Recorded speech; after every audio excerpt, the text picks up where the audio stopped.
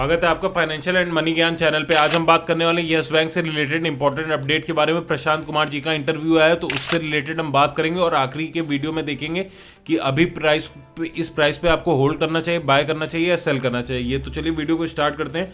और video start करने से पहले एक छोटी सी जानकारी, यस बैंक की आप प्लेलिस्ट देख सकते हैं। 100 से ज़्यादा वीडियो बनाए जिसपे कई वीडियोस पे आपका काफ़ी प्यार मिला है। तो जब भी रियल न्यूज़ आती तभी हम वीडियो बनाते हैं, तो चैनल को जरूर सब्सक्राइब कर लें।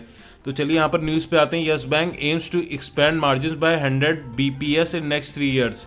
यानी कि यहाँ पर अब समझते हैं Yes Bank sees scope to expand its net interest margin by 100 basis points over the next 3 years by raising more low-cost deposit and lending to higher-yield clients, its managing director and CEO told। यानी कि यहाँ पर main चीज़ जो निकल के आ रही है वो 100 basis point पे नेट इंटरेस्ट मार्जिन इंक्रीज करने की बात करी जा रही है, जिसका मेन तरीका हो सकता है कि जो डिपॉजिट होंगी वो लो कॉस्ट पे होंगी और जो लेंडिंग होंगी वो हायर यील्ड पे होंगी। इसी के थ्रू नेट इंटरेस्ट मार्जिन बढ़ सकता है। और आपको ही पता होगा कि किसी भी बैंक का मेन जो सोर्स ऑफ फंड होता है वो नेट इंटरेस्ट मार्जिन ही होता है। साथ ही साथ अगर हम बात करें नेट इंटरेस्ट मार्जिन को पिछले काफ़ी टाइम से बढ़ाने की कोशिश करी जा रही है, जिसमें लोन लॉस प्रोविजन को भी देखते हुए चल रहे हैं और आगे फ्यूचर में भी देखा जाएगा। For the January March quarter की अगर हम बात करें, yes bank reported a net interest margin of 2.8%, up 30 basis point from last year but below that of larger private lender such as ICICI bank and HDFC bank. यानी कि net interest margin जो निकल के आया इस quarter के लिए 2.8% रहा है, जो कि 30 basis point एक्स्ट्रा आप देख सकते हैं लास्ट ईयर के कंपैरिजन में। लेकिन अभी भी ICICI बैंक और HDFC बैंक से कम है, हालांकि ये दोनों बैंक अपने आप में काफ़ी बड़े हैं। और यहाँ पर क्या क्या चीज़ें पॉइंट यहाँ पर दिखाए गए हैं जिसपे हम ये इंप्रूवमेंट कर सकते हैं। We would aim to improve the overall ratio of current account saving account deposit, यानी कि कासा रेशियो को और ये सही कर सकते हैं और वहाँ पर काफ़ी ह्यूज अपॉर्चुनिटी देखने को मिल सकती है प्रशांत कुमार जी के अकॉर्डिंग माने। क्योंकि करंट अकाउंट और सेविंग अकाउंट का मेन फंडा होता है, सेविंग अकाउंट में जो भी लोग पैसा यहाँ पर सबमिट करते हैं या करंट अकाउंट में जो पैसा आ रहा है उसी के बेसिस पे ही लेंडिंग बैंक करता है। और ये ज़रूरी है यहाँ पर डिपॉजिट रेशियो मेंटेन होना। CASA deposit made up to 30.8% of its total deposit base, यानी कि यहाँ पर आप खुद समझ सकते हैं कासा के अकॉर्डिंग 30.8% टोटल डिपॉजिट खाली कासा के थ्रू हुआ है यहाँ पर।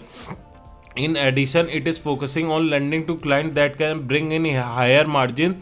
These may be retail or corporate client placed just below the high rated borrowers but those who still do not entail a large risk। यानी कि यहाँ पर अब लेंडिंग उन क्लाइंट को करने की कोशिश करी जाएगी जहाँ से ये एक हायर रिटर्न कमा सके, लेकिन ऐसा नहीं होगा कि वो चीज़ देखते हुए अगर उनकी हम बात करें रिस्क प्रोफाइलिंग बिल्कुल भी ना हो।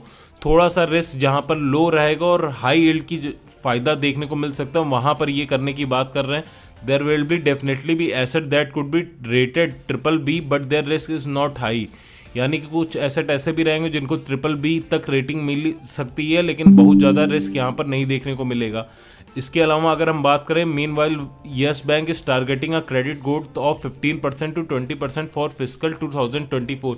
यानी कि 2024 ईयर के लिए यहाँ पर जो क्रेडिट ग्रोथ की बात करी जा रही है 15 to 20% की ग्रोथ देखने को मिल सकती है, ऐसा MD का मानना है। It is also expecting bad loan recovery of at least 50 billion rupees from the transfer of bad loan worth 480 billion rupees to private equity firm JC Flowers. यानी कि यहाँ पर जो 480 billion का बैड लोन्स ट्रांसफ़र किया गया था JC फ्लावर को, उसमें लगभग 50 billion का यहाँ पर रिकवरी देखने की बात कही जा रही है। अगर ये चीज़ हो जाती है तो कहीं ना कहीं अपने आप में एक बड़ी बात होगी और ये सारे पॉइंट एक तरह से मिलाए जाएं तो ओवरऑल यस बैंक के लिए एक पॉजिटिव साइड देखने को मिल सकता है अगले 3 से 6 महीने के बीच में।